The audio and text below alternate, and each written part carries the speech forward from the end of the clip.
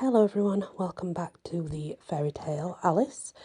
We just left off where Alice was starting to cry and didn't want Landon to see, so she turned away, if you remember. Forcing a smile, Alice turned as Landon approached her from behind, tapped her shoulder and said, "Hey, I didn't mean to upset you, Alice." "You didn't. You're right. I've got everything a girl could ever want. Power, money, long golden locks. Guys seem to love. Soon I'll be married to a perfect match. What more could I want? I need to get back home. I have a lot to take care of." What she really wanted was to lock herself in a room, rock back and forth until she calmed. Right now, she felt like she was going to come out of her skin, kill someone, or at least kill something. "So it's true then?" he asked, hoisting his bag over his broad shoulders. "Is what true? You're going to marry him, the guy from Wonder Hills? I've seen you two together. Neither of you looks very happy." "It seems that way. Believe it or not, Landon, some things are out of my control. Even magic can't break a 1,000-year-old prophecy." "What does the prophecy have to do with getting married? If anything, I think your mother would want you dead by your 18th birthday, not married off." Alice had thought the same thing many times. The Red Queen couldn't kill me if she tried. And believe me, she has tried. Plus, Mother doesn't believe the prophecy is valid, with my twin presumed dead. She believes it would only go into effect if there were two, as it stated. She thinks this marriage uniting the realms will be proof to the whole world that she's invincible. Prophecies be damned. Do you think she's dead, your twin?" Alice looked off into the distance. "No, I don't. I think she's alive and well." "If you believe that to be true, aren't you concerned about reaching your 18th birthday?" A slow smile spread across Alice's face. "Not at all." Twirling around, Alice sang the words she learned when she was locked in the dungeon. "When two moons meet, twins will be born. How many lives will we mourn?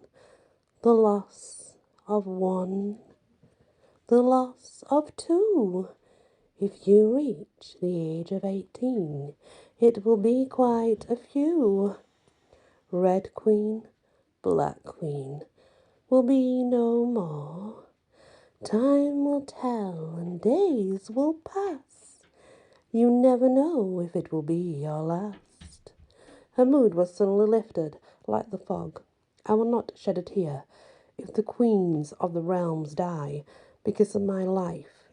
If there's collateral damage, that is out of my control." Landon shook his head in disgust. "You really are self-centered, aren't you?"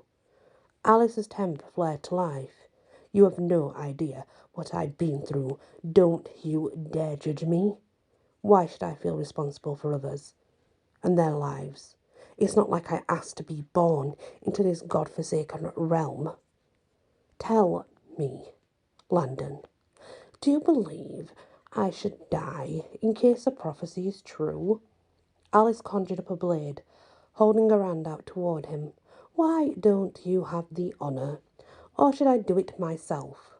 Alice flipped the blade around, holding it with both hands, a wild look in her eyes.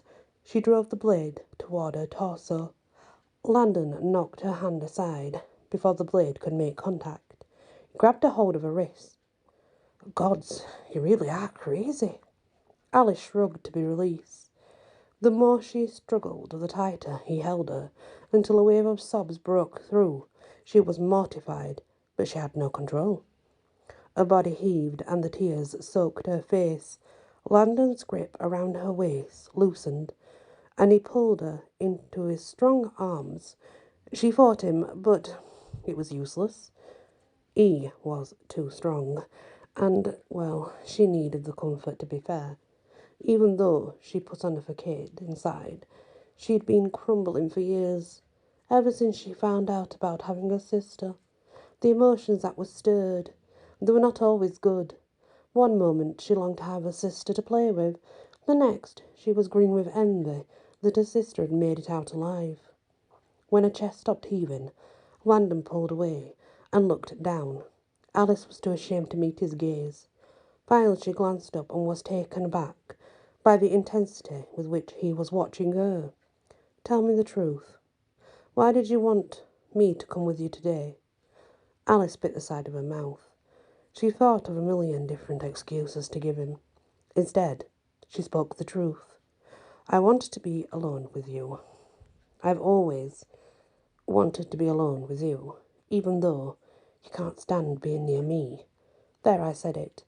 "Are you—" He kissed her. His lips were warm and gentle as they parted hers. Surprised, Alice stilled, her heart thudding in her ears as his tongue probed her body relaxed. She leaned into the kiss. It started out slow but soon increased in urgency. Greedily, Alice kissed him back, and there was desperation in that kiss. Their hands hungrily roamed and explored one another. His fingers sank into her hair as if trying to pull her even closer. The intensity was almost a frightening but exhilarating experience. Eventually they broke their kiss and pulled away to catch their breaths. "Sorry." Landon ran his hand over his jaw and mouth, as if he just were as shocked as she were. Stunned by his apology, Alice just stood there staring at him.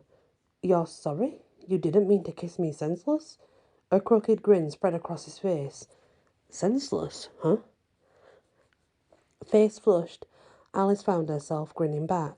For the first time in as long as she could remember, Alice felt happy, giddy almost. That quickly turned to apprehension. What if he really did regret kissing her?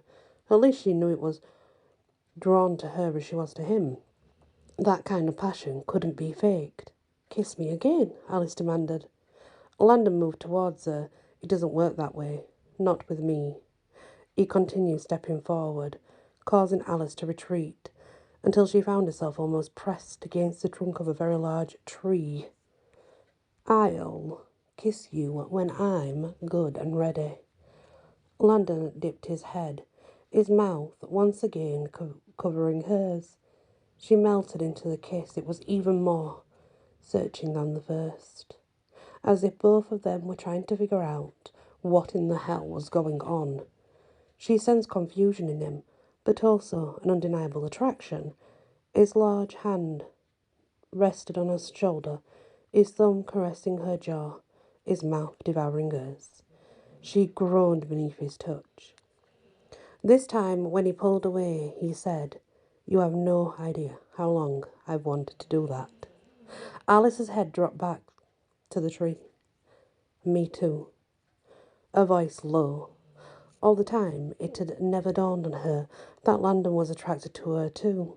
He never gave himself away, not even a wistful glance.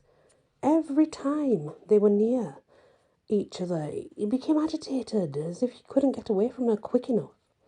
"I thought you hated me." Alice dropped her hands from around his neck, resting one on his chest. The material of his shirt was coarse against her skin, a silent reminder of why they weren't supposed to be together. They were from different classes. The Queen would have a fit if she knew Alice was spending time in the arms of a stable hand. Good thing Alice couldn't care less what her mother thought. "Oh, I've hated you all right." Landon's calloused fingers traced the length of her neck down to her collarbone. "But I've hated myself even more for thinking about you all the damn time. It hadn't occurred to me you could be interested in me, or that I'd ever be able to feel your skin beneath my hands." Alice's chest rose and fell at his touch. In a little over 2 months, she was supposed to marry another. How could she possibly do that now? The sound of hoof beats drawing near startled them apart. Within moments, a team of guards appeared. Landon leaned against the tree and Alice walked across the greenery towards the men. "How dare you invade my privacy?" The main guard dipped his head. "The Queen has demanded you return to your castle." Alice rolled her eyes. Well, you can tell the Queen I have no intentions of returning until nightfall. She says it's urgent, the guard said, his voice in a pleasing manner. Alice glanced towards Landon, who shrugged. Very well, I'll return shortly. We were commanded to return with you. Alice was not in the mood for a mother's charades, but she knew very well if the guards returned without her, at least one of them will lose his head. Fine, ride ahead, we'll catch up shortly. The relief was evident on all of the guards' faces. She turned to face Landon. She knows, Alice said, her words hollow. What do you mean? Landon's eyes widened. How could she know? She's a Red Queen. She knows everything. But don't worry. I will deal with this. I'm not about to give you up. Landon absently rubbed the back of his neck. Alice knew he was imagining his head in the guillotine. She wouldn't dare touch you. I would scorch the realm if she even tried. A smile flashed across his face before turning into a frown. I never know when you're joking. She wasn't joking, but knew Landon wouldn't approve of such hostility. I'll take care of my mother. Can I see you tonight? We could meet at the pond, where we used to catch frogs. His face softened at the memory. I'll be there. If you can't make it, I'll understand. We need to talk about this, Alice. I'm not naive enough to think it can last, but I'm not stupid enough to turn you away either. Let's just see where this goes. I have a feeling things will be very different 2 months from now, Alice said, looking off into the distance. She wouldn't lose him, even at the expense of her sister.